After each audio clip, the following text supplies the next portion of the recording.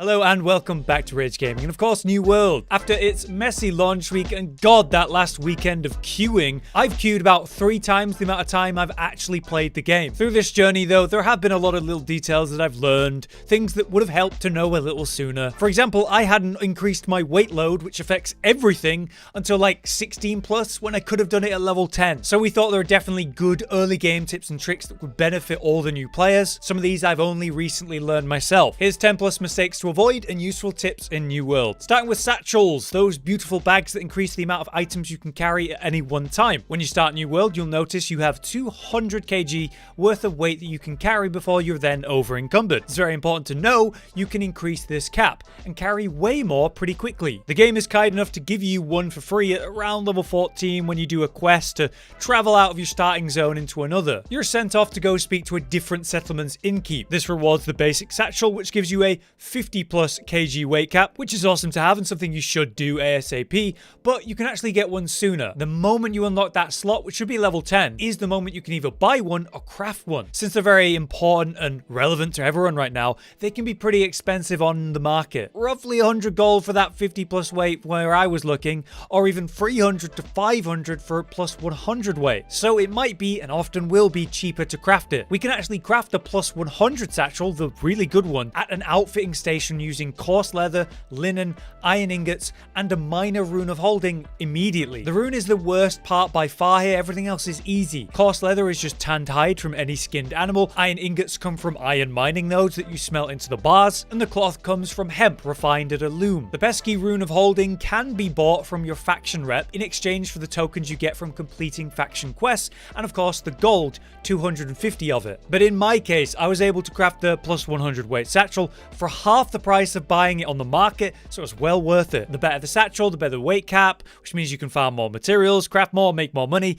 and generally have an easier time playing the game, so this should be basically your #1 priority. Speaking of important priorities though, the next in line should be your tools. We begin the game with flint tools via the story, but we can immediately upgrade them to iron tools, which are roughly 30% faster. That's a massive amount of time saved on every node you're farming, so you definitely want that as fast as possible. We can either buy the tools for pretty cheap in the town at a market, or craft them ourselves, which should be easy. More important though are the steel tools, which serves the same purpose, right? Faster gathering, saving massive amounts of time over a long period. However, steel tools are going to be more walled. If we take a look at the market to check these tools, depending on their quality, we can get steel tools at roughly level 18, 19, or 20. So as soon as you hit these sort of markers, you should be thinking, I need to get steel tools. Naturally, they're going to be a lot more expensive than iron, an average of 300 to 500 per tool from what I was looking at, but still well worth the purchase long term. If you want to get the best deal on steel tools or anything in the game in general, here's a quick tip on the markets. Markets are actually town-based, so you're only buying and selling at that market for that town. But we can filter to see all markets from any market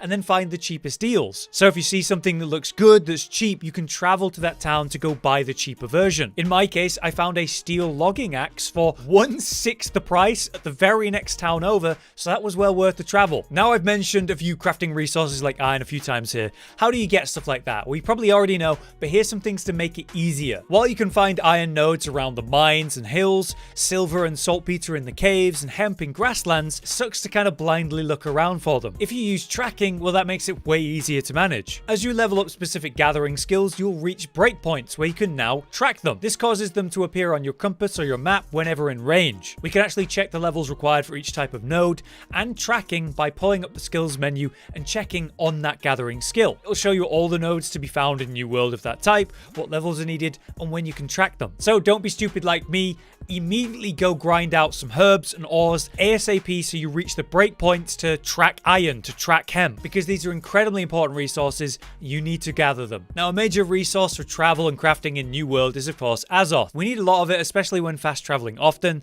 Something you want to get when possible then are tools that can extract Azoth as their sort of magical perk. On average, it's going to be something that gives you like a 30 to 40% chance to get Azoth on, say, a successful mine. And while the amount of Azoth is minimal, right, just one, that will stack up fast when you're hitting nodes a lot. That's kind of a big thing you do in this game. Very quickly, by just having a few tools like this with this perk, you will always have enough Azoth for fast traveling or crafting crafting. You can see in the footage where I'm playing today where I'm just at the cap all the time. I'm always able to fast travel, which smoothly brings me to my next point, which is travel. It's a huge part of New World, it's a big map, and of course we have no mounts. There are a few ways you can fast travel, but they are on quite long cooldowns, or as mentioned, they can cost a lot of Azoth. If you're unaware, the more stuff you have on you, the more expensive it is to fast travel. To get around this, you want to have a clever setup for where you're currently playing. When you register an inn, you can return to that inn once per hour from any distance for free, or you could fast travel from town to town that you've been to using Azoth. Now, as you might know, campfires work as respawn points that have a set range that you can return to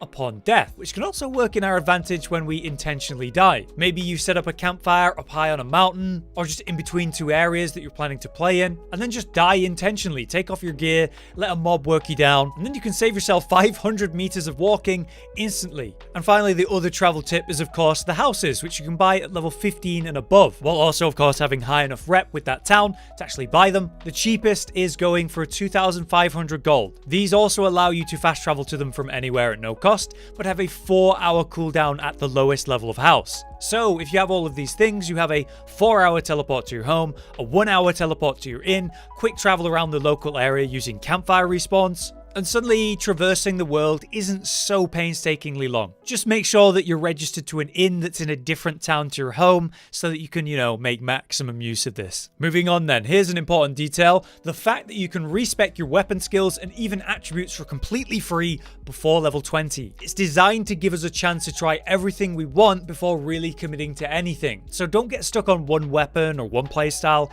It's very easy to just pick up a new weapon, even a grey one, and give it a try. When spending your skill points, I strongly recommend you ignore all passives and get 3 abilities. Try them out, then respec and try the other 3 abilities of the weapon. Then you can form an opinion. You'll level your weapon through pure combat with that weapon, and the XP is calculated by what damage you've done with which weapon you're using. You can actually blast through levels on a low level weapon when you have a main pair that's higher level. I was able to catch up my spear from level 1 to 6 in a matter of minutes. So while your main weapon progress will definitely slow down a lot as it pulls ahead of the rest, that's even more reason to try out the other weapons and learn their abilities. Getting stuck into one playstyle in a game that offers this much variety and easy ways to actually change what you're doing is a waste. What's strong now might not be strong later. Plus, having a good understanding of how each weapon works will really help you out in PvP, which is a major part of this game, obviously. Speaking of PvP, here are some quick tips on this major part of the game. When you flag for PvP, you're going to now get 10% more XP than those who aren't, which is obviously good incentive, but dangerous in popular places. Healing in PvP is ridiculously strong. Having the ability to heal or having at least one healer in your party can be make or break, but remember to use your potions because they're also ridiculous. A super annoying part of PvP is the constant chasing of enemies, or hey, you're going to run away because you're low health now. So pull effects on your skills, stuns are clutch for these types of moments. Having at least one gap closer in the form of, say, a charge or a dash will make a world of difference when you're looking to catch someone. And overall, actually, PvP is entirely based on your weapon abilities. If you're landing all 6 of your abilities on a target and they miss even 1 or 2, you're just ahead. There's a good chance you're going to win. So timing your abilities correctly and actually landing them is super important. I actually quite like weapons like the rapier because it has a parry, because players often blindly spam abilities because of how strong they are, which means I can easily parry them and punish them while they're stunned. If you do have any ranged options, always look for terrain for potential high ground and make it hard to get to you. It'll be easier to freely spam range shots on someone while they're struggling to just get to you. Finally though, my last tips are about the armor weight system. As you'll probably know, when you're lightweight, you're going to do the best roll for longer evasion times. When you're medium weight, you have a little dash, and you're going to have a little pathetic hop if you're heavyweight. This can be tracked when you look at your equipment on the left. You'll see a bar that displays the breakpoints and what you're currently at. Something way less obvious though, but vital to know, is that weight load affects your DPS. If you're a lightweight, then your DPS will be passively increased by 20%, which is obviously a really good idea if you're doing pure PvE content as a DPS player. If you're a medium weight, your DPS is still increased, but by 10% over the heavy players, and that's a fine thing to consider for general gameplay. If you are a heavyweight, that roll is going to suck, and your DPS will not be increased. However, you're much more sturdy and tanky, which is obviously useful in PvE content, content, just make sure to actually block instead of roll, because being heavyweight gives you a passive block stability up by 15%, and your crowd control effects will last 20% longer. So consider your equipment weight, and based on what content you're about to go do, equip correctly. But there you have it, 10 plus tips for all the early New World players just getting into the game, starting their journey. Some of these though, I only recently learned, so hopefully it helps someone out. If this was useful to you, then drop a like so I know to keep making guides like this. And if you have any other tips that I didn't say in this video, we'll drop it in a comment. Until next time then, I've been Hollow, you've been you, thanks for watching.